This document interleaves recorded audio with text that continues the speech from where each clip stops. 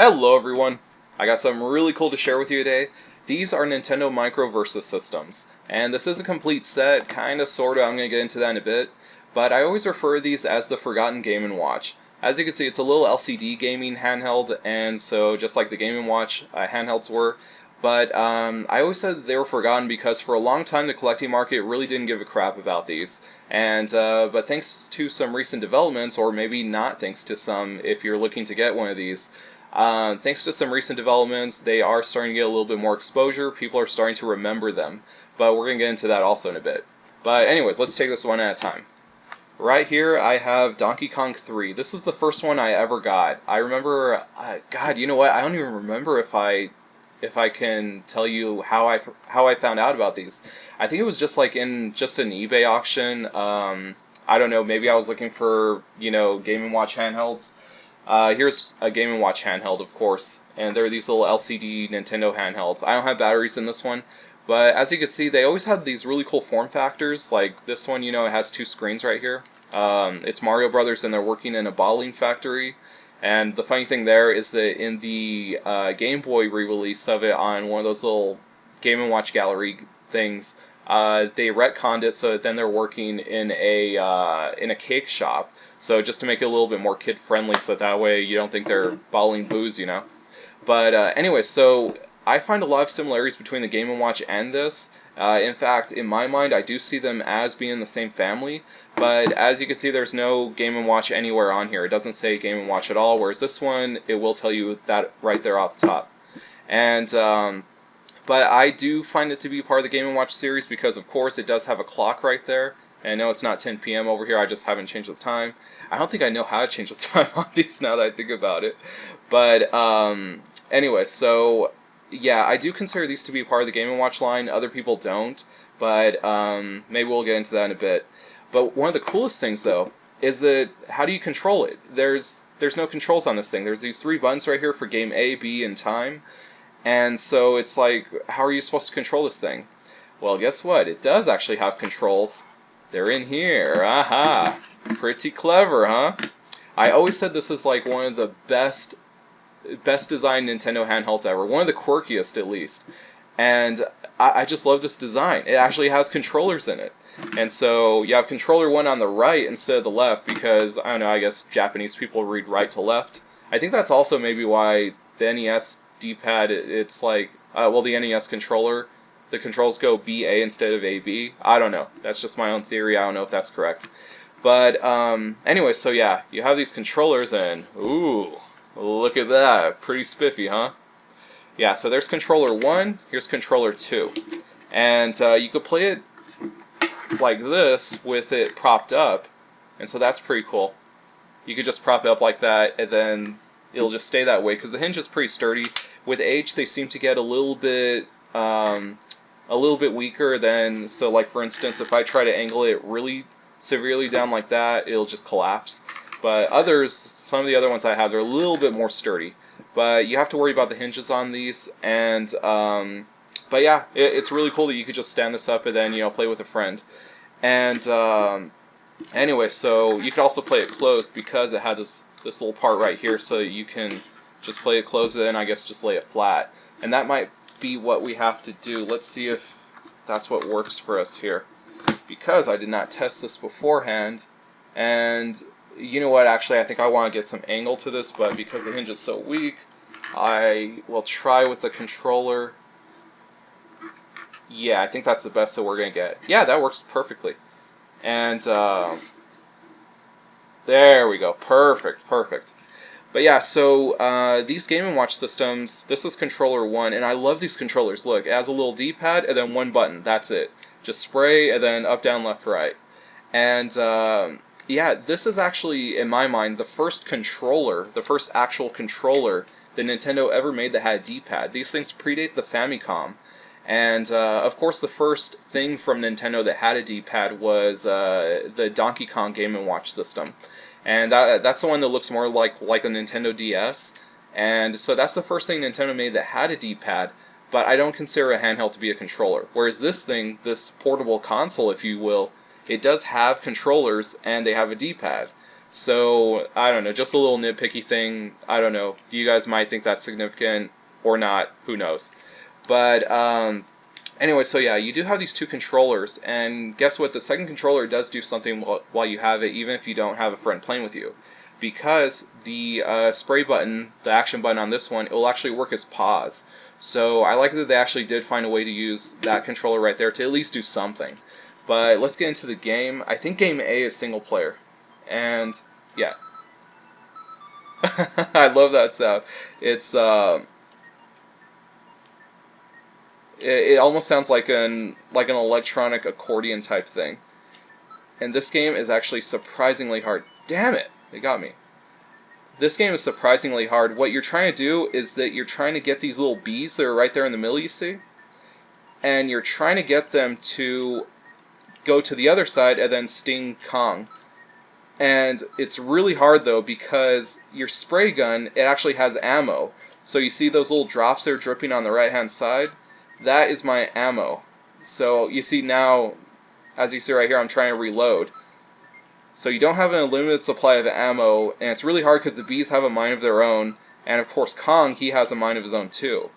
So it's just a very difficult game. It gets really frantic, and I think I've only beaten this once. But yeah, it's... you see? You can't even get anything. But you see, so there's these two bees, and you're almost like playing like a tug-of-war type thing, where you're trying to get it over to his side. You see, I don't even think I'll be able to score 1 point. But, it's just so hard. And this looks nothing like the arcade version of Mario 3, in case any of you have played it. It wasn't really that popular, but it definitely is not anything like that. And in that one, you do play as, I think his name is Stanley, the little guy with the spray gun. And I always thought that was kind of weird that they actually gave him a name. And oh, jeez, you see, he got me again. I think that's it for me. Am I dead? No. But yeah, so I always thought that was funny that you play as Stanley, that they actually gave him a name. But yeah, that guy, I guess he just wasn't a recurring character. But you see, look, you can't get anything. Damn it! And now I have to be on the defensive on this because look, it already got me again. Damn it! I think that's it. Yeah, game over. But yeah, so you see, this one is very difficult. In fact, out of all the Micro Versus systems, I would have to say that this is the most difficult game. It's difficult against the AI when you're playing against Donkey Kong right there. But when you're playing against maybe someone else, maybe it's a little bit easier. But the AI is very, very unfairly difficult right here. So again, I've only beaten it maybe once, and it was a total slogfest. It's way more difficult than it ever needed to be. But let's take a look at the hardware a little bit more. And let's see. As you can see, it has really cool writing. Like, there's a sticker right here, and it tells you how to store everything. And by the way, let me tell you how you're supposed to store these. Okay, you wind them up. So that way you wind up the little cord right here. And then you put them right here face down. Make sure to put them face down, and then there's this little groove right here for this part of it.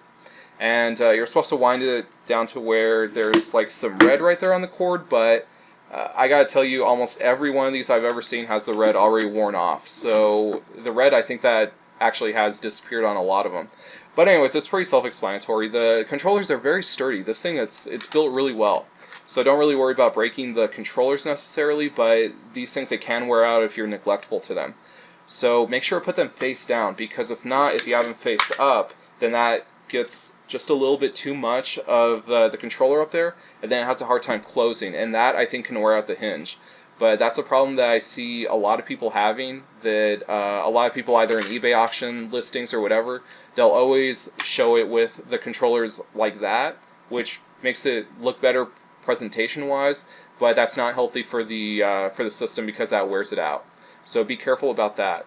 And but yeah, otherwise it's built really well. And as you can see, this one, I have the batteries just bare right there because this is the weakest part of the whole system. This, I would actually call it a design flaw, because they made this little part right here. Let me go ahead and get this Game & Watch system to show you what it's supposed to look like. It's supposed to look like this. Let me get these out of the way. It has this little tab right here with that covers up the batteries, of course. And that tab is incredibly fragile because it has this little piece that goes right there in the middle to where it clips in. Let me show you with this. And you gotta even remove it, gently because if not, this thing, it is extremely weak. It is the weak point of the console.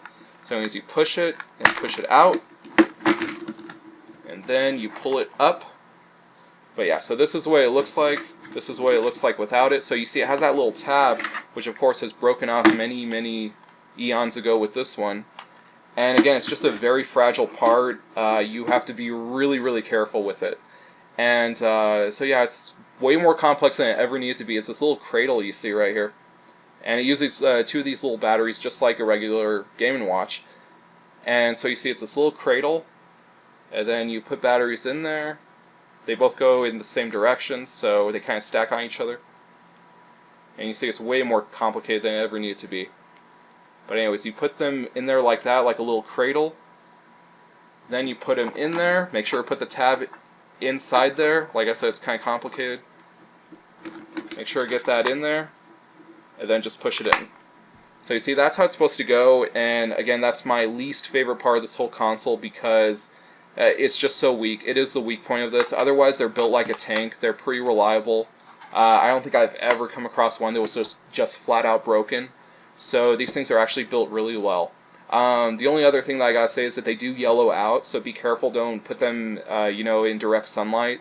But otherwise, they are amazingly well built. And even the paint is very good. I don't think I've ever seen one that had paint that was, rubbed off or otherwise destroyed. They actually did a really good job with the build quality on this, except for that battery compartment. So you just gotta be careful with that one right there. And, but yeah, so that's really cool. They got Donkey Kong 3 on there, and it's completely different than what you would get on either, NES or arcade, any of the other, ports of Donkey Kong 3.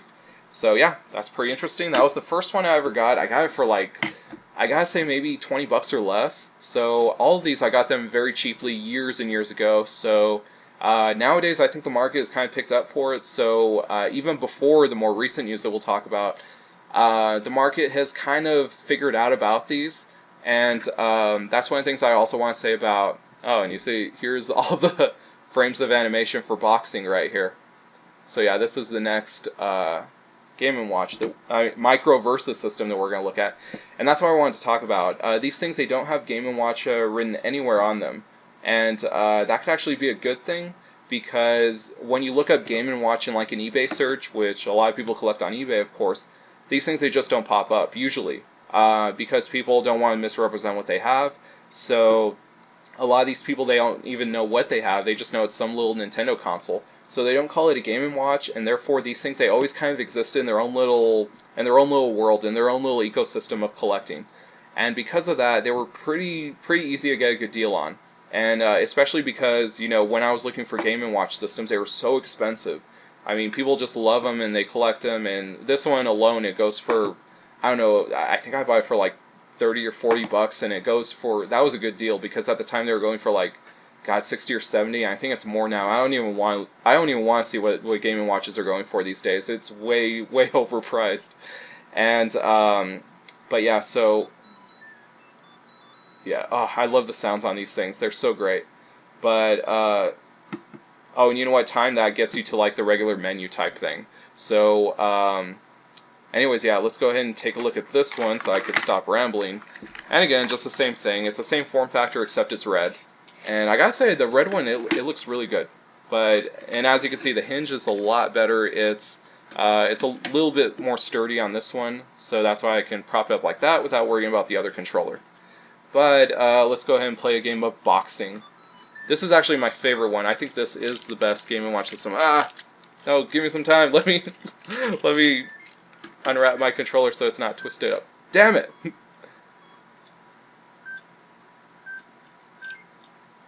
And as you can see, it's really self-explanatory. I mean, you really just have to get the other guy. You guys don't really have a stamina or health. The way that you score a point is by getting him onto the...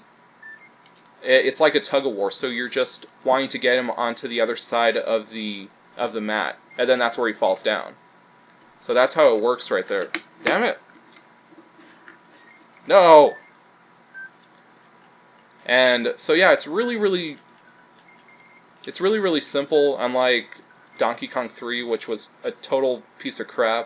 But you see, then I just won, and it was just so effortless. So this one, it's easier, but almost easy to a fault. I actually don't like it that it is that easy. Stop! Damn it, you got me. But you see, even right here, I just don't really have any fear of losing the match. It's just that easy. But you just have to make sure to not hit him where he's blocking, and then if you just push him enough on the other side, then he loses. But yeah, this one is pretty interesting. This is the one that I would actually recommend to people. If people want to, if you people want to go ahead and find a micro versus system, try get this one, because this one, it's the easiest to pick up and play. It's easier. It's a lot more fun with a friend, so a lot more fun than Donkey Kong, which takes a long time to get into. It's a real slog to play Donkey Kong 3 because you just have to do so many things to actually score a point, whereas this one you just need to get him on the other side. But and then also this is where I don't have a full complete set because and you see I just won outright, I think, right? Yeah. But let's go ahead and play again. But this is the one where I said that I don't have a nearly complete set. Or I should say that my set is nearly complete, but not exactly complete, because boxing was actually re-released on this. Technically, there are 4 micro versus systems out there, 4 different ones, and that was boxing, Donkey Kong 3, Donkey Kong Hockey, which are the ones I have, and then boxing was re-released as Punch-Out late in its lifetime because Punch-Out, the NES game, was very, very popular. So they decided, you know what, let's just re-release boxing and call it Punch-Out and people will buy it. And sure enough, I don't think enough people bought it because it came right at the end of the lifespan of this thing. And so it is unfortunately the rarest one of them all. So it's very uncommon, and so it goes for quite a good pretty penny. And so yeah, it's just overpriced. There is no difference between Punch-Out and boxing. It's the exact same game. The only thing that they really changed was this, actually, the little boxing logo. That is seriously the only thing that they did. So Punch-Out and boxing are the same thing, and if you want to be a completionist, one of those really crazy like hoarders and everything, and you want to get every micro versus system, then yeah, you could go ahead and get boxing. Let's just go ahead and get out of this. But you can go ahead and get boxing if you want to, and get Punch-Out. But I would just say get one or the other. And for me, I'm actually very prideful that as a collector, I still am able to use common sense, which I think is something lacking in the collecting community right now. And so I'm able to use common sense, and I'm able to be like, okay, wait, all that is boxing, but just with a different logo right there, just with a different name. So I don't really feel compelled to buy the game Punch-Out for the Micro Versus system, so I'm not going to. I'm just not going to waste that money. If I find one for a very good price, like 30 to 50 bucks or something, I would buy that in a heartbeat. And I've seen some go for a fair price. Like I said, they don't come up very often. They're rarer than any of the other ones. So I think the only time I saw one go for a fair price was maybe 130, and that was like a year ago. And when prices were still relatively stable. And so 130, that was actually not a bad price. And it was out of box. It didn't have anything else with it. It was just the console. And, but yeah, so that is possible that you can find it. It's not like it's extremely rare, like you can't find it at all. But again, it's just, why would you want to spend that much for something that it just has a different logo? I just don't get that. So I prefer use common sense, make a little line in the sand right there and just say, no, I'm not going to get that because that is a waste of money. So that's where I stand with Punch-Out for the Micro Versus system. And you guys should be using common sense too. Please don't buy something just because it has a different piece of metal on it. Alright, and this is the last one. This is Donkey Kong Hockey. And let's go ahead and play it, and I'll tell you the story of how I got this one.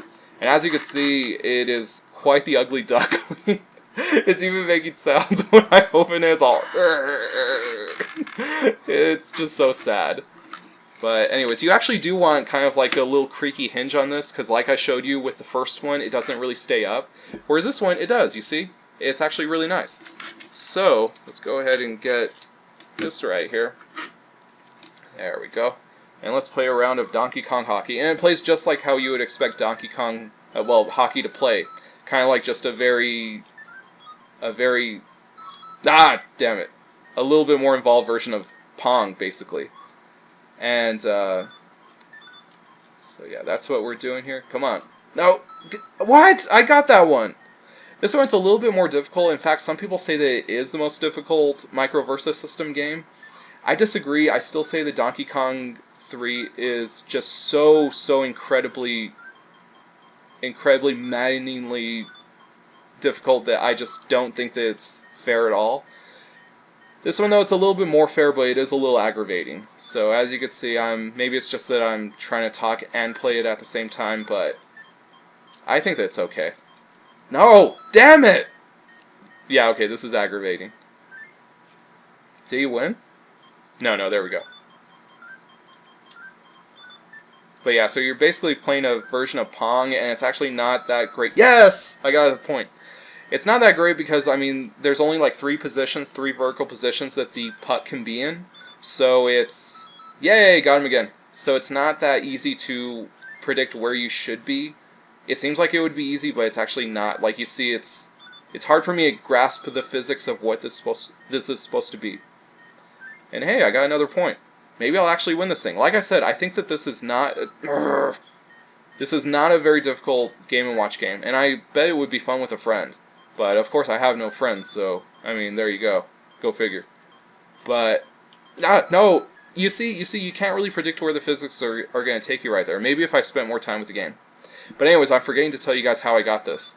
Alright, so I didn't actually need this in my collection, but... Oh, cool, I got a point.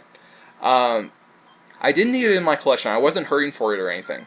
But I saw that somebody was selling this, and it was not someone who was a collector. It was not, someone who was selling Nintendo or anything.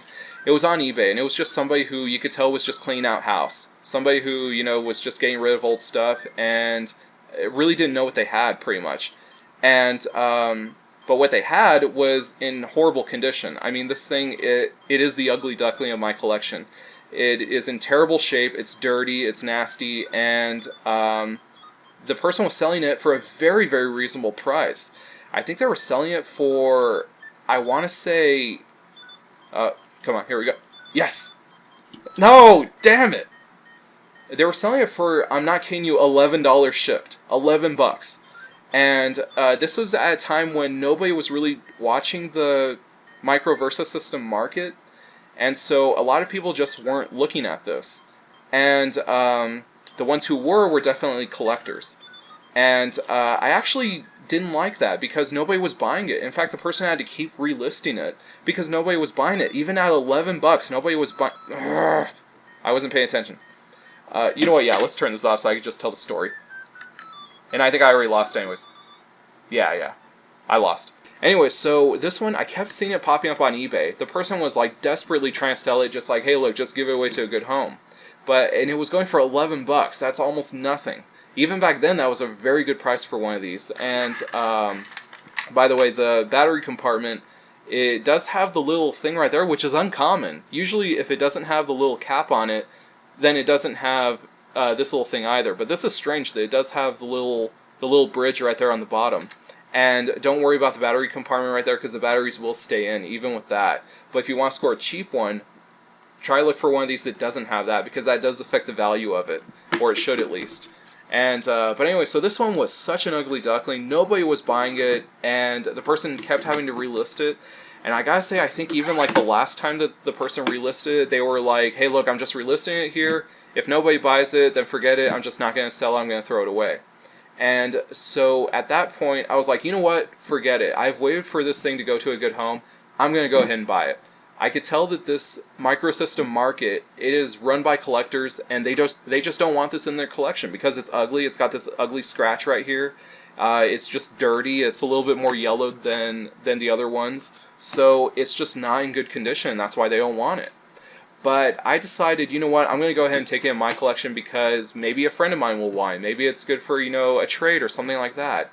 And I really almost looked down on the collector market because I was like, this is a perfectly playable one. They even show pictures of it being playable. So, of course it works. Why don't you guys want it? And but anyways, yeah. So I got a good deal on it for $11. I still think that is a good deal, and especially today when these things are going for a little bit more money. That I bet you a lot of people wish that they had picked this up when they got a chance. But again, it is the ugly duckling of my collection, and like I said, I didn't need it because I already had this in box. So I already have Donkey Kong Hockey, pretty much a mint example right here in box. The box, it could be in better condition, but whatever, it's fine for what it is. But yeah, so that's going to let me show you what these things look like in box. So, and this one is pretty much complete. So anyways, the box, it's really simple. In fact, the packaging is way too simple for me. I wish that Nintendo did a little bit more. It's just really just bland packaging. And Donkey Kong Hockey, for a reason, I guess the reason that I wanted to get this one in box and everything is because, one, I thought that I was going to get a good price on eBay. Somebody was just selling, I think, with no reserve, and again, a couple years back when they were, reasonably priced.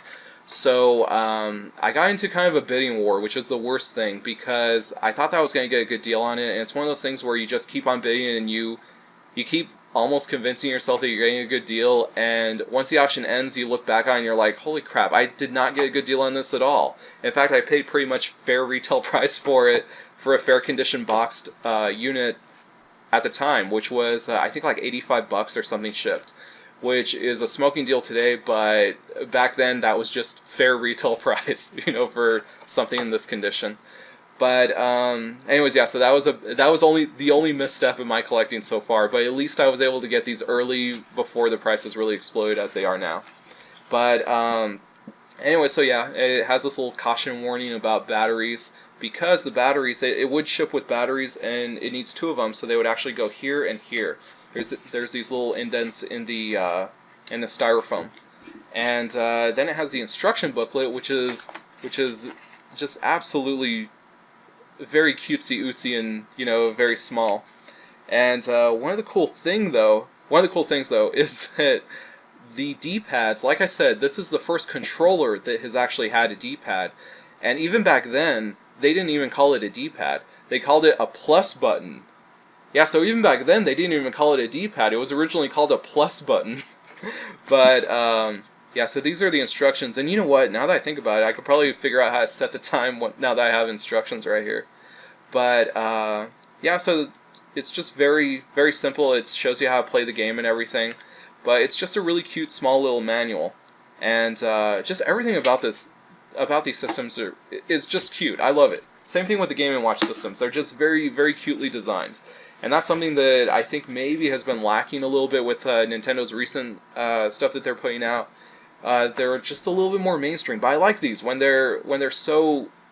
You would never think to design a system like this ever, but they did it. And yes, I do know that there were some other people out there that were designing other systems. Like there's this racing game where you have two of those little paddles, kind of like what you would have with one of those electric race tracks.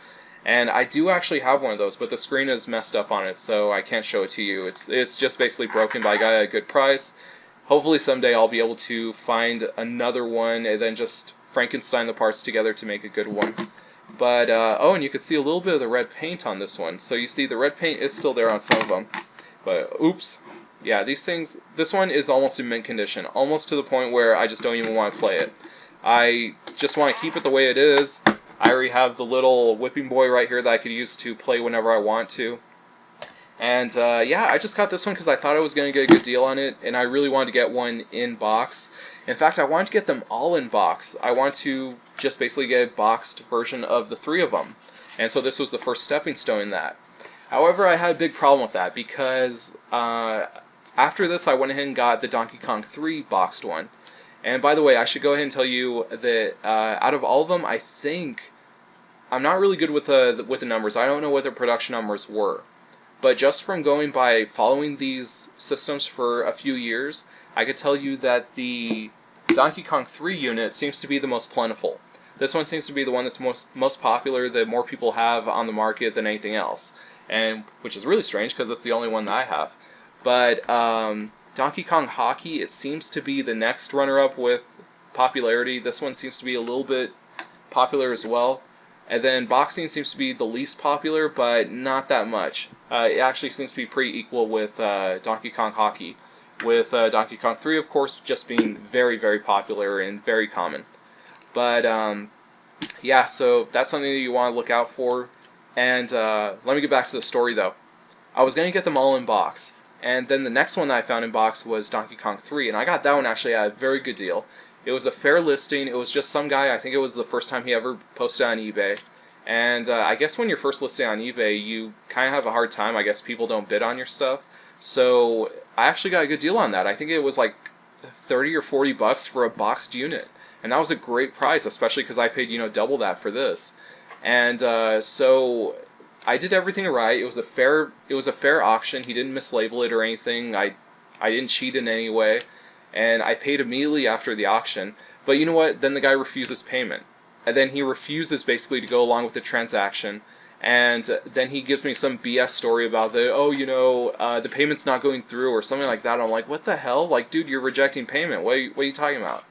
And the guy even lives just a few hundred miles away from me. And I was like, dude, if you want to, I'll even meet you halfway and I'll just give you cash. But it was obvious that the guy thought that it was going to go for $1 bazillion, which at the time these things were not going for that price. Maybe if you listed it today, he could get a good price, the price he was looking for.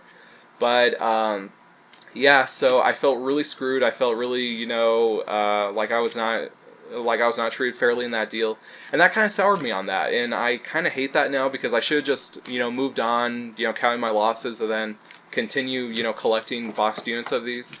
But for just that one reason, I was just like, you know what, I just don't even want to deal with this now. And so I got out of it. And I hate that, but whatever. That was the feeling that I had at the time. And oops, camera.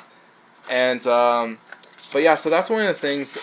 These have risen in popularity because, oh, and you know what, before I mention that, let me just tell you, I kind of have this compulsion that if I find a good deal, I can't pass it up, even if it's something that I already have. So I actually have a second boxing unit, and this one's in very good condition. I mean, not bad at all. I think I got it for like 20 or 30 bucks. Again, really cheap, about a year or two ago. Yeah, I think it was like a year ago. This is the last one I ever got, and for 30 bucks, that was a smoking deal. It was like, geez, these things are going for, 50, 60 bucks now, without the box and everything. So I paid a really, really good price for it, and why not have an extra, give it to a friend or something. So that's where I stand with these, and you know what, let me just go ahead and keep this one here as well. But yeah, so the reason that these are starting to gain popularity once again is because, I'll just use this one. The reason that these are starting to gain popularity again is because now there's some NX rumors where there's always NX rumors, but now there's an NX rumor that that the console is a portable with detachable controllers, which is pretty much what these are. So people are returning to this saying that, well, like the old Donkey Kong Game & Watch systems, that kind of like predicted the Nintendo DS. That was like the precursor to it. So people are going crazy and they're like, oh wow, these these Microversus systems, I keep on wanting to call them Game & Watches because, again, I don't find them to be different. Anyway, so people are saying that, oh wow, Nintendo's going back to, its old roots. The answer was right in front of us. Holy crap, it comes from, 30-year-old technology. And I don't know what to think about that, though, because I'm eager to see what Nintendo brings out. Personally, I doubt the rumors. I don't think they're exactly what they're claiming to be. I mean, they do come from reliable sources or whatever, but every rumor relies on being a reliable source. So I don't really know if it's going to be accurate to what the final system is going to be. I guess we're going to have to wait till September, which apparently is when it's going to be revealed. But I don't know if this is actually going to work. In fact, I don't think I've ever played these things out in public or even in private with a friend.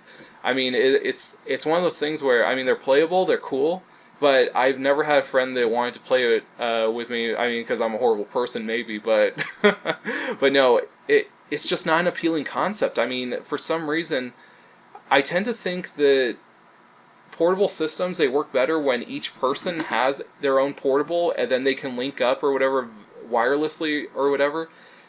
It doesn't really work. I don't even think it worked back then really well, where you have, two controllers. Maybe it did, when you had siblings that are constantly fighting over stuff, but I just don't think that's where the market is heading right now. I think that people have their own systems, kids have their own cell phones, kids have their own tablets, and they don't need to share a unit. But I don't know, that's just how I feel right there. I just don't know how it's going to work. As far as the controllers though, a lot of people are basically sketching out that it's like a 3DS, but you just, take a razor to the sides, and then each side is its own controller. So each controller is going to have its own little, disc analog thing, its own buttons or D-pad, whatever. And I gotta say I'm very skeptical about that, because the way that I see it, I think that Nintendo really takes its lead from Apple right now. So for a long time, I think maybe it was Jeremy Parish or Bob Mackey on US Gamer, but they had this article where they were showing all the instances where Nintendo has basically followed Apple almost to a T. Like, for instance, when there was like those iMacs that were in those really, translucent, beautiful colors and everything, then immediately afterwards, then N64s were finally in translucent, beautiful two-tone colors. And then you go into, I think, Mac, they like made this little like cube computer, where it was like, this industrial box design, and then GameCube came out. So Nintendo always seems to be following the lead of Apple, and I know that with Apple, with their latest Apple TV, they had these like remotes that I think they were called a Siri remote, and it was pretty much like a Wiimote. And so they were playing games with them, even Wii games, what looked like Wii games with them. And I think that Nintendo is probably going to copy their lead right there. I don't know, maybe it's debatable as to who's copying who right there. But I think that I could see Nintendo going in that direction. So I would not be surprised to see, and again, this is all speculation, by September I might be proven wrong, but I think that maybe there won't be analog sticks on these. Because if you're going to have controllers on a portable, on a handheld, something that I doubt will be too much bigger than a 3DS XL, if you're going to have that and you're going to have controllers that slide out, then I doubt that they're going to have, actual analog nubs with them. I just don't see it. So I think that maybe they're going to go with that whole thing that they saw with the Apple TV remote. I don't know, that's just what I'm thinking, but again, I doubt the whole rumor, because I just don't see how it's going to work. Maybe that is what they're going for, and it's just not going to work with the market. Who knows? That's just my own little speculation right there. So, I don't know. It's going to be interesting with Nintendo. I think that these are by far the most interesting Game & Watch LCD type systems they ever made. So, and I mean, that's why I started collecting them. I just started collecting them because I was like, holy crap, I didn't know that these existed, but now that I know that they're out there, I want them. So, it's going to be interesting either way. If they go with that, it's going to be interesting. And these are interesting by themselves, so you should try to get one if you can. And, but yeah, so just be smart, try not to pay too much. They are kind of surging a little bit in prices. I only checked the prices once ever since the announcement that the NX might be something like this, and boxed units were going for like $200. So the prices are climbing up again, and it's unfortunate again, because if some of you didn't know about this and now you do, now you can't get a good deal. But that's one of the things I gotta tell you guys about collecting. You guys have to approach this like if you're a video game archaeologist. To me, that's the funnest part of collecting. I don't like it when I'm following trends or anything like that. In fact, I don't. I try not to, follow what everybody else is doing in the collecting market, because that's an easy way to get ripped off, because markets can go up and down and you might pay at the top. So approach it like a video game archaeologist. You don't want to follow what everybody else is doing. Instead, do your research. Find out obscure shit that's out there that is interesting to you. And that's why I like this, because again, I think I found out about it when I was looking for Game & Watches. And I think also they were in a Retro Gamer article, like around the time that I started collecting these, and they were just like a little sidebar. They were just a little side piece right there. Again, people don't classify these as being part of the Game & Watch series, so they were just kind of mentioned in passing, and people were, the article was saying that, oh yeah, and Nintendo also made this crazy thing. But again, you have to look out for those crazy things on your own. Go out there and actually do the research and find out what's cool that nobody has ever heard of before. And then basically you get to the buffet before anybody else does. And then you get to get your pick and pay good prices for everything. So that's how I was able to get this cool collection, because nobody else was looking for these. And that's how I was able to get a good deal. And pretty much all the stuff in my collection, I could look at my shelves, everything that I have that's interesting and cool, it was all bought before the market really latched onto it. And that's getting harder and harder to do, but I mean, those deals, they are out there. Like for instance, you know, I still have this on my desk, but just like with this little LCD, you know, Pocket Boy Sega system, I mean, nobody is looking out for this. This is obscure, and I can tell you, even right now, none of the Western media outlets have ever looked into this. So again, the prices are pretty fair, but once the Western media does latch onto it, then the prices are going to go up, and that might be the time that you want one of these, and by then you'll be screwed, and you'll have to pay the higher prices. But again, go into the hobby as somebody who, as somebody who is discovering stuff, who is finding stuff that is interesting to you. And that's where you'll get the good deals, and that's where you're going to have the most enjoyment out of it. So, I don't know. That's just what I want to leave you with, just a little lesson for, you know, collecting and everything. But, yeah, make sure you get one of these that is playable. Do not worry about that battery recovery. If you ask me, just worry about trying to get a good deal on these because they're very interesting on their own. And try to get boxing because that is the best one out of all of these. And but otherwise, as long as you're playing with a friend, then the AI shouldn't be punishing, and it should be pretty fun to play. But yeah, so try to get one of these. I'll see you guys next time. Thanks for watching. Bye.